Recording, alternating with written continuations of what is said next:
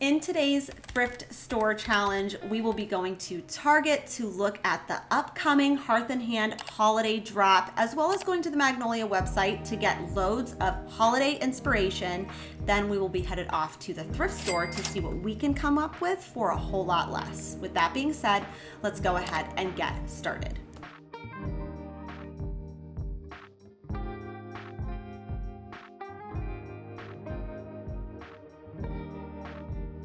Starting this video off with something not super holiday specific, but definitely worth mentioning, which is lighting. Lighting is always one of my favorite sections in Magnolia, and even the Hearth and Hand line. They do a pretty good job too with lighting. Just again, a little bit more than I'm willing to spend.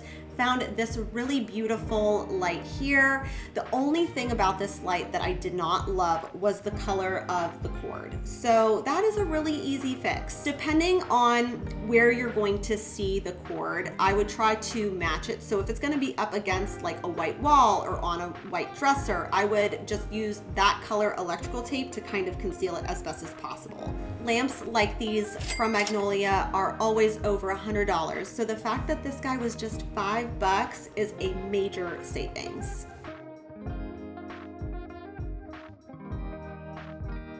Another area I love from Hearth and Hand and Magnolia are their vases. You can find really beautiful, kind of vintage inspired vases there, but they are kind of expensive, so I do recommend checking your thrift store.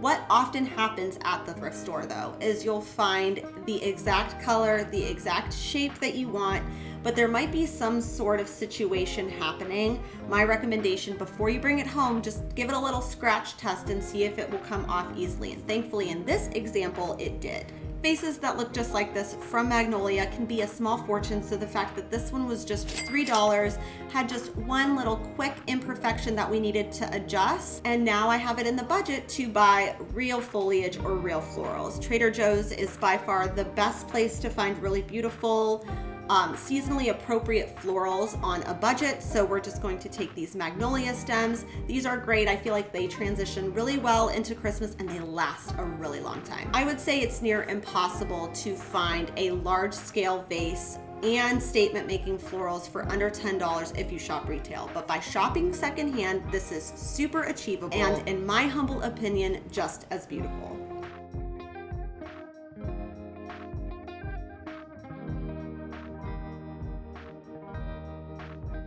So now let's talk about gift baskets. On a lot of high-end sites, Magnolia included, around this time of year, they start kind of gathering gift sets or gift baskets and kind of try to inspire different ideas in gift giving. However, these do come at a pretty hefty price tag. And you can definitely recreate some of these gift ideas using thrifted items, but it does take a little bit of time to create a really just thoughtful and full gift. So whenever I'm looking to give a thrifted gift, I either like to start out with some sort of a box or a basket. In this case, we're gonna do a basket just because this is a Magnolia dupes video and I found this Magnolia basket here. Now it was pretty damaged in one corner, but I do want to make you guys maybe aware that just because it's damaged in one small area, if the rest of the basket is in pretty good shape, it really can be a quick and easy fix. And this basket was just a little over $5 and would retail on Magnolia for almost $60. Starting off with the first little repair, which was just to simply reattach this Magnolia logo onto the front of the basket using some twine I had on hand.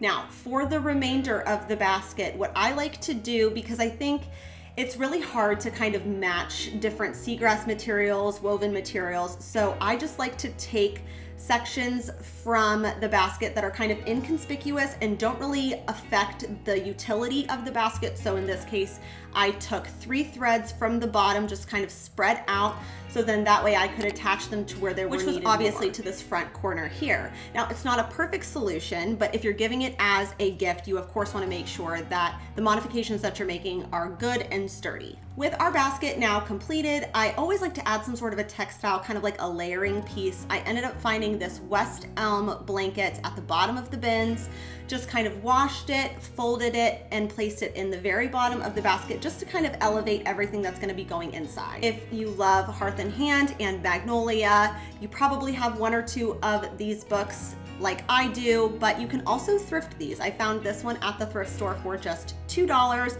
as well as the smaller one, found that for just 50 cents at the Goodwill bins. Next up, I always like to add some sort of greenery. Now this can be just in the form of a bundle like this or even a faux floral arrangement. So I love this one that is about to drop on October 7th through the Hearth and Hand line, but you can also just recreate this from things that you might not be using this year. I actually checked out a new Goodwill, and while I probably won't go back just because some of the things I felt were a bit overpriced, one thing I did like about this Goodwill is any of the half off tags were all in one place to shop at. So it did make it really easy to find the things that then would be 50% off. For example, I found this vase here that was tagged for $2.50, but I actually got it for just $1.25 because again, it was half off. Just really needed to give it a good clean. And then with the vase all cleaned off now, what was nice is it already had the styrofoam ready for faux florals. And I was going to donate this pine wreath that I had thrifted last year, if you guys remember, but rather than just donate it, I thought I would just repurpose those picks and add them to this vase here. Ended up using about 7 or 8 of these picks here, as well as just added these little red berry-like stems that I found in my stash just to give it a really fun, festive look. The next little thing I like to add to my gift baskets is something that involves scent. So this can either be a candle or a simmer pot or some sort of potpourri mix. But in this case, I saw that Magnolia was selling these simmer pot mixes for $40. You can essentially do this for free if you have all of these kind of staple items in your pantry and in your refrigerator. Just taking a quick glance at what specifically is added to these simmer pots just to make sure that I had everything, and thankfully I already did. For the container, you can use anything, a mason jar, an old spaghetti jar. In this case, I had thrifted this candle, I had burned it down to the bottom, and then I just froze it to remove the wax easily, cleaned it off, and now we have our container for our simmer pot mix. So first up on our list is clove. I bought this clove last year and I still have so much left over. A little bit of clove goes a long way. Next up was cinnamon. So if you don't have the cinnamon sticks like I'm showing here, you could just use ground cinnamon here, but I find these all the time brand new at the Goodwill bins. In addition to that, I had some rosemary, so I placed that in there. For the dried orange slices, you can buy this at like Home Goods for really affordably, or you could just make it for free, which is what I'm showing here. It takes a few hours, but it's a matter of just cutting them and then kind of turning them over every hour or so. Placed our little lid on top of here, and then I just wanted to add some sort of a label, and I find these as well all of the time at the Goodwill bins, but it's usually that they have kind of taken the most common ingredients off, so like the sugar's gone, the flour's gone, but all of these other kind of random labels are still there. So every now and then I'll find one that I can use in a gift giving idea, so I just placed this one that said all natural because it is, and we are just going to stick that on there somewhat like contact paper, just placing one side down and then working in a diagonal motion. I really love using these mixes even for myself because I think they just have so much more throw than any candle does. It makes your house smell so good, and you can burn them for up to a week's time.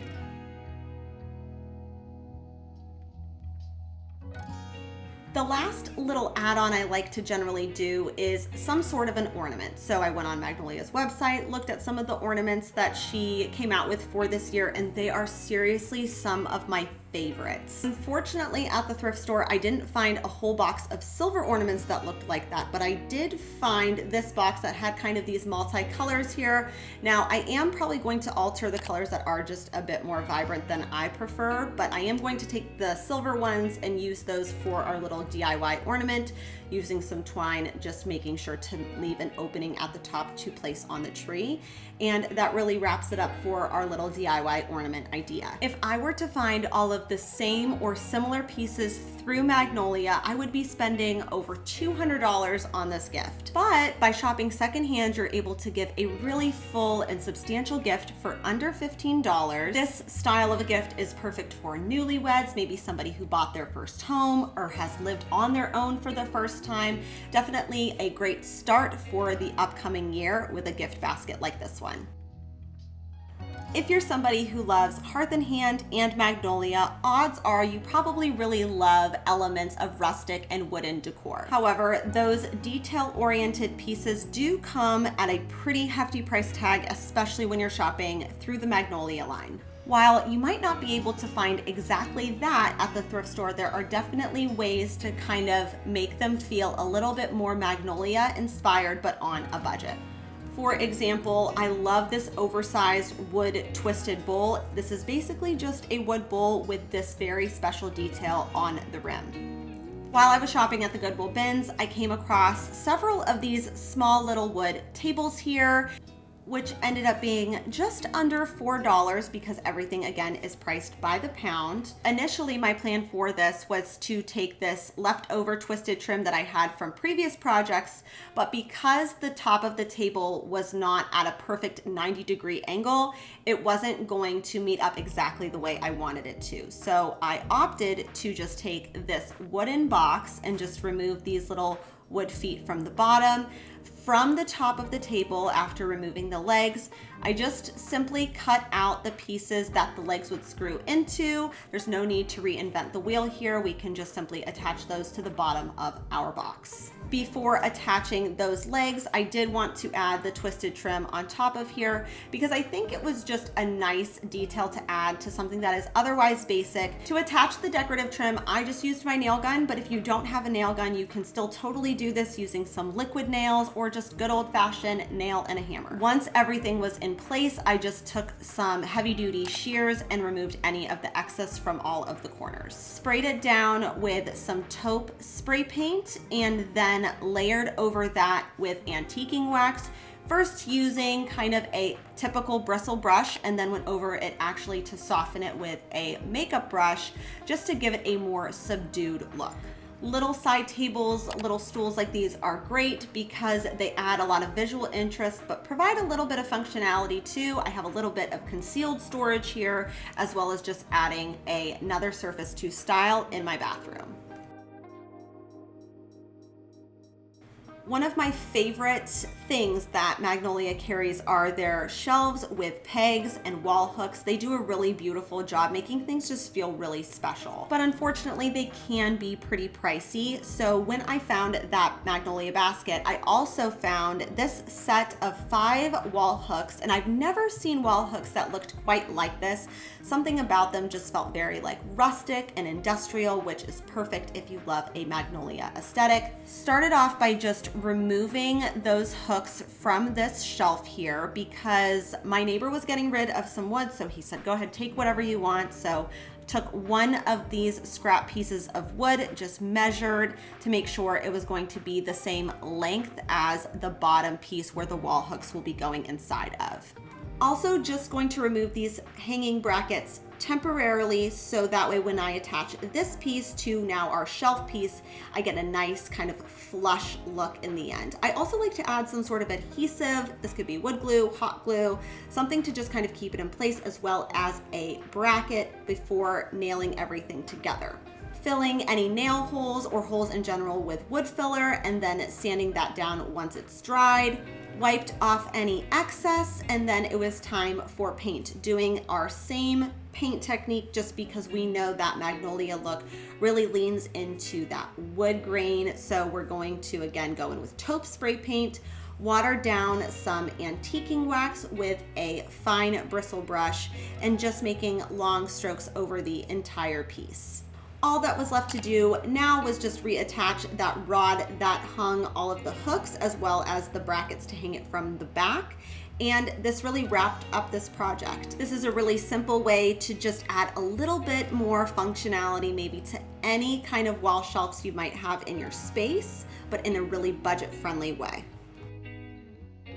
I think one thing that people really love about Hearth and Hand and Magnolia is she takes items that you really do need, like paper storage and just storage in general, but she makes them look so beautiful. Oftentimes what you'll find at the thrift store, at the Goodwill bins especially, is not maybe exactly what you need, but you have all of the materials to make what you need, if that makes sense. So I found 2 of these wood letter trays, and I'm pretty sure these come from Target, and paper storage like this that you put like on a shelf just really does not work for me. So I like things to be hung up on the wall as much as possible. So I ended up just removing the back of one of the letter trays because I want to make that now the front of one of these so I can hang it up on the wall. I did have to remove a small little sliver off of that section there so that way it could fit nice and flush inside of the other letter tray.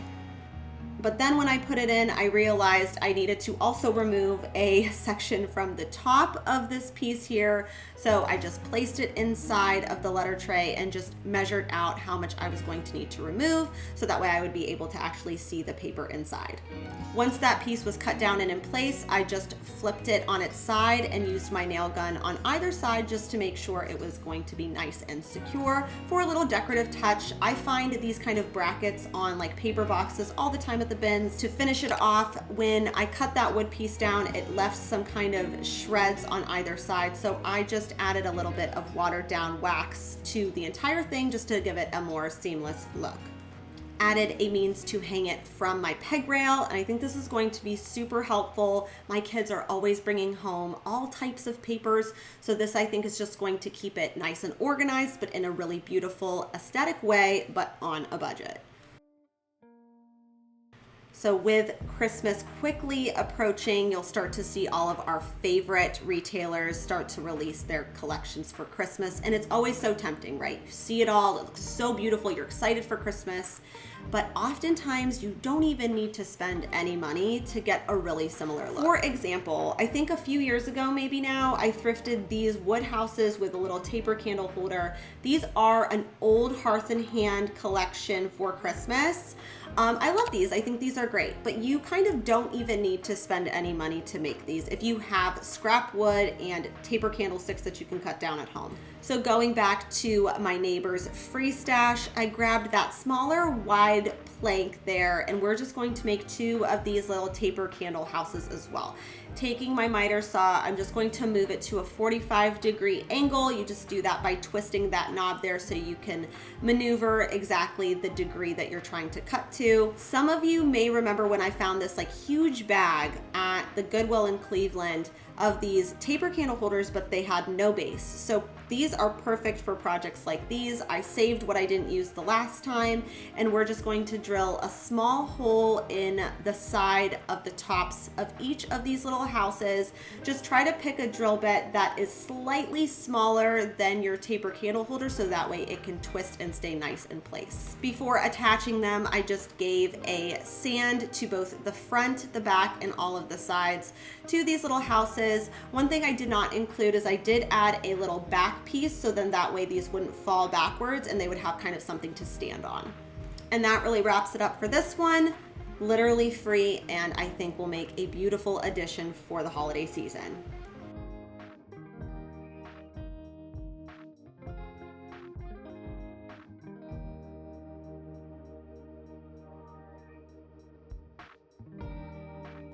And that really wraps it up for today's video. Thank you guys so much for watching. Let me know down in the comments which project or hack or find was your favorite this week, and I will see you guys next Sunday. Bye for now.